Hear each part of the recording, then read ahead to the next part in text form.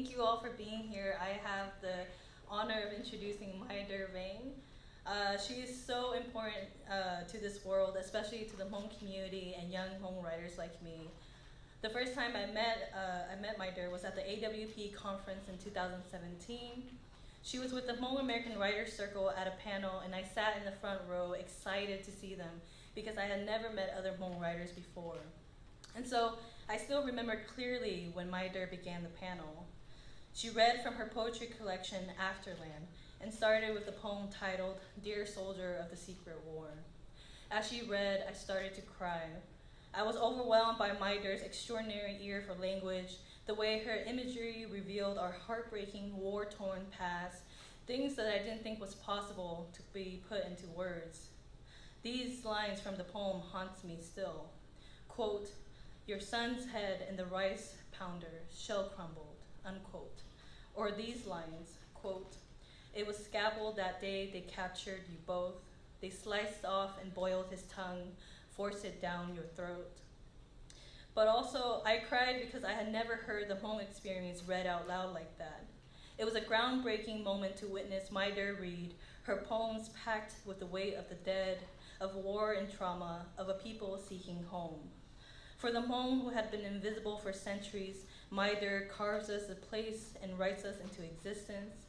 She is a pioneer of the Hmong literary movement, leading us into this written world with fearlessness, brilliance, and generosity. We are blessed to have Mai Der in this lifetime. She is making history. She is a legend in the making, and her poetry will be cherished for years to come, inspiring new generations of Hmong writers. Mai Der Vang is the author of Afterland, winner of the 2016 Walt Whitman Award of the Academy of American Poets, longlisted for the 2017 National Book Award in Poetry, and a finalist for the 2018 Kate Tufts Discovery Award. The recipient of a Lannan Literary Fellowship, she served as a visiting writer at the School of the Art Institute of Chicago. Her poetry has appeared or is forthcoming in Poetry, Tin House, the American Poetry Review, among other journals and anthologies. Her essays have been published in the New York Times, the Washington Post, and elsewhere. Mai Der is also a member of the Hmong American Writers Circle, where she co-edited How Do I Begin, a Hmong American literary anthology. She's also a Kundimon Fellow, and she has completed residencies at Chivetela, Ranieri, and Hedgebrook. She's born and raised in Fresno, and she earned degrees from UC Berkeley and Columbia University. This fall, Mai Der will join the Creative Writing MFA faculty at Fresno State as an assistant professor in poetry. Please help me welcome Mai Der Vang.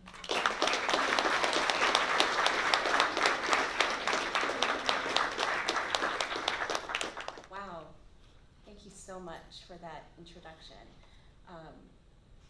Yeah, I feel like I should just go back and sit down. I mean, she said it all. Thank you all for being here. Thank you for having me. All the work that went into putting this whole series together, to the faculty, the staff, the students, to Jefferson, and to my fellow reader today, Bryn, who I'm excited to be able to work more closely with in the coming fall, when I get to finally be at Fresno State with all of you. So today, I'm going to be reading a few poems from Afterland, but I am going to read poems that I've never read in public before, and I've read quite a few times for the MFA program, and so I'm going to try to read something different, so that some of you who I've seen at previous readings before, maybe there'll be a chance for you to hear me read something else, and then also I'm going to read a few new pieces too. So that's what we're in store for. Hope you're all cozy in here. We got a fire going up here, although we probably don't need one, right? Okay. This first poem is called The Hour After Stars. Rose petals wash in fire. I graze my swidden body. I hear the crow's voice before I see it land in the leaves. A handwritten letter of provision hides inside the pantry. Cold as the wolf who takes the calf, I stare into the boulder's mouth. Make my kills in this citadel season. I drink from a nest of bees, sip their stings as ginger on my tongue. Afterlife comes at the end of a book when I walk into the opal winter. The lines are roped into a ladder. My dew of blood adjourns. The latticed coffer closes over the little horse.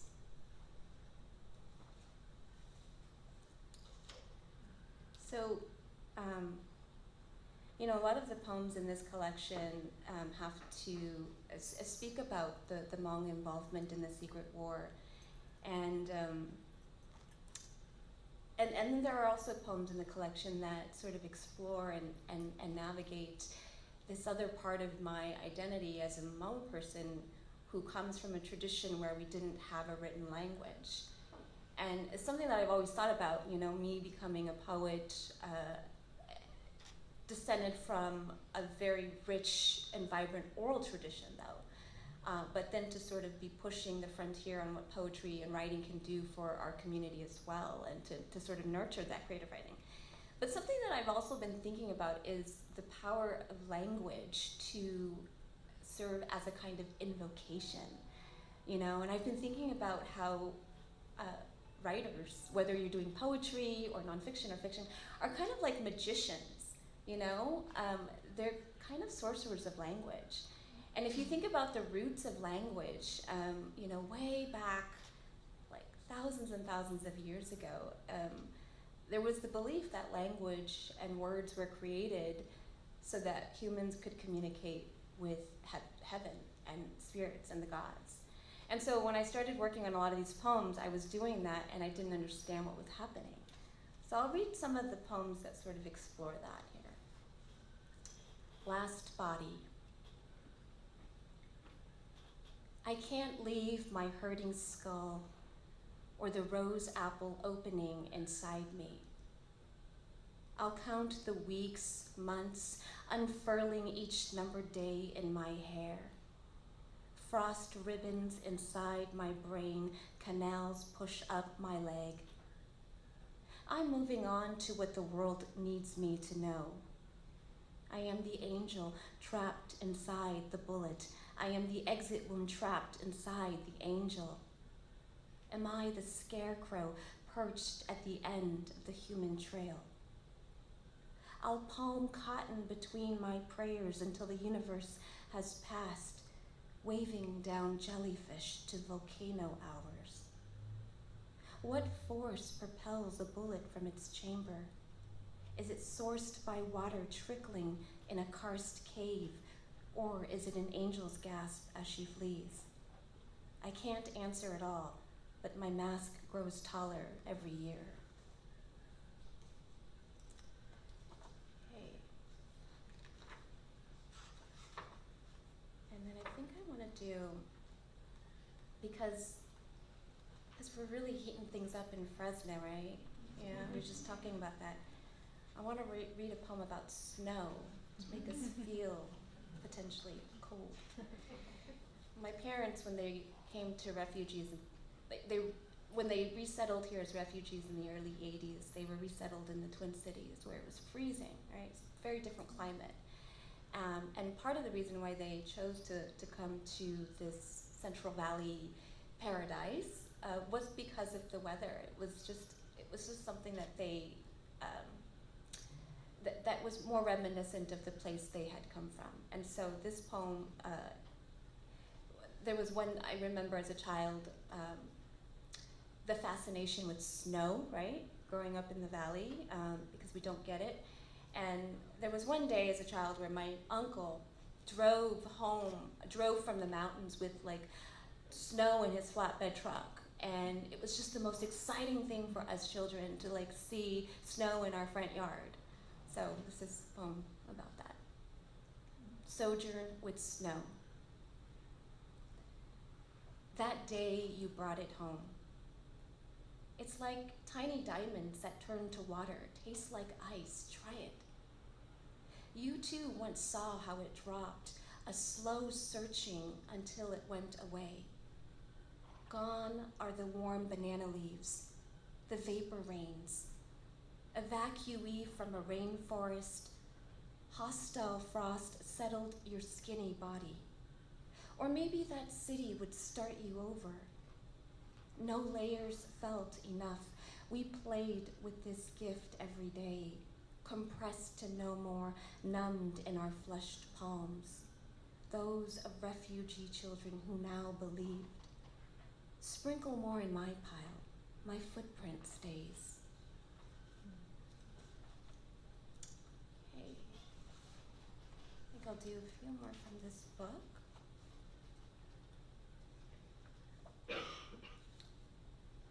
So I think when I've talked to students before, I've talked a lot about how I think back and I reminisce about when I was, well, I'm still a poet, but when I was a poet who was still like trying to find my way, and I'm still trying to find my way, don't get me wrong, but I feel like there was a point where I felt more lost as a writer, and it was because I didn't know what kind of writing I wanted to do, and I didn't know what kind of style I wanted, and I didn't know what kind of words I wanted to use and what kind of imagery, and so there was a very particular moment where I just decided to write whatever I wanted to.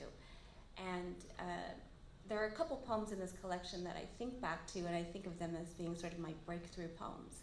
And I want to read one here. This one I feel like I was doing something I hadn't tried before, and it might have been weird, but I was okay with that. So let me share this one right now. Diadem on lined paper. I saw you first as a man whose left arm was the branch of a tree. Your frails stretched no thicker than fingers on a ginkgo, a body meant for downfall. Then you turned over and became a tree, whose branches were the arms of a queen, spanning before me like a bridge, earthen silk consanguinity, love that works without a thumb. I took to you my birth, my almond song, chrysanthemums spun into corona and gold. Before morning, I gave you memory of blossoms, carried your scapular weight. You learned me. I did not walk, but my feet did. When fire set itself to expired sleepless nights, I uprooted you from a grave to mark my body mourned. Okay, I think I'll do one more from the book. I'm doing okay on time.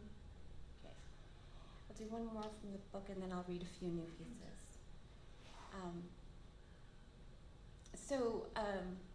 I've always wanted to write a poem. I grew up as a child. I grew up in an apartment complex and was surrounded by family members. And you know, if some of you may be able to relate to the idea of being an apartment kid. And I was. And growing up, I just have a lot of memories of running around all day with friends and just being able to sort of experience space in a very free way. And I've always wanted to write a poem about it. And it just so happens that I try to write this poem and it comes out like, not as, you know, it comes out sort of like kind of heavy, you know, like, wow, you know. But this is a poem where I was trying to do that and it turned out to be something else. I'm like, what is going on with me? But you know, it worked in my thinking about it, and I'd like to share it with you all. You may get some apartment references, and you may not get any at all. Thrasher. I murder my tongue, hanging on a jagged line between the galaxy of every bitten wall. My mother no longer hangs the laundry. I burned my tongue in a tarnished truck outside my empty yard, a fire at 2 a.m. 20 years ago, the night straining a child's wild eyes. I hide my tongue within the unleaved wooden scales of a tattered eucalyptus. Grandfather once said a girl haunt slept and cried in its branches. Now she is a summit purging into view. She is the charcoal melody gorging the abalone song. She is the monsoon digesting the laced agate earth. I draw back what the body does not want. No arms, no legs, no shape. She comes blazing out my mouth. Okay. So, a few new pieces. You all doing okay? Yeah? All right. I'll just start with this one. Does anyone here follow the moon cycles? Yeah, sort of, right? We're affected by it whether we realize it or not, but I always love the time of the new moon, right? The new moon is always about sort of a time to sort of recreate things and to reopen a new chapter, to sort of set your intention for what you want to achieve in this next cycle, and then hope to get by the full moon cycle, right? So I've been thinking a lot about moon cycles, and so this poem is called "Look to the New Moon." If you must hear the story of my turbulent gaze after waking, the march of my hours to hermit into a higher body, it is that whatever you put into the universe eventually returns. In our oneness of gift, we are eyes together, nerves together, affected together. If I've never told you how madly we share in the stars, how it was all founded for you, then let the longing for Arcturus be the gilding of our sleep. I know when your time was in its making, I was left to sing alone, unfed to trample through 100 layers of night without a heart to hold my guard. If I had known all those days to listen deep into myself so that you would begin to hear me, I'd sooner soak the decibels of your cells into the exhale of my embrace. A scorning within is within coming back to scorn. A rose quartz promise lifted into the world is the world coming back to surrender its love. Even after I took my health into a vineyard of hawks, I could not break myself from caring, but only to seek you, find you, whisper into your palm, you are not lost, you won't be lost. Okay. And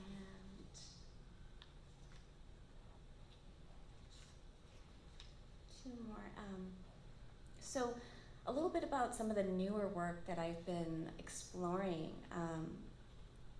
I'm in the middle of trying to finish up another project, writing project, and the project has it's completely overwhelmed me because I have been muddled in research, lots and lots and lots of digging.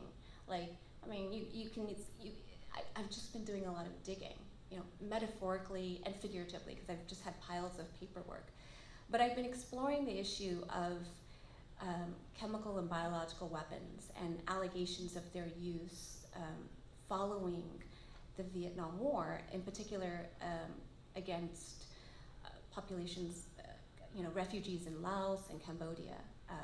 And there was just so much talk about this mysterious yellow rain substance that was being dropped on people as they were fleeing after the war, and they would show up in the camps with these very mysterious illnesses. And so this little mystery has led me to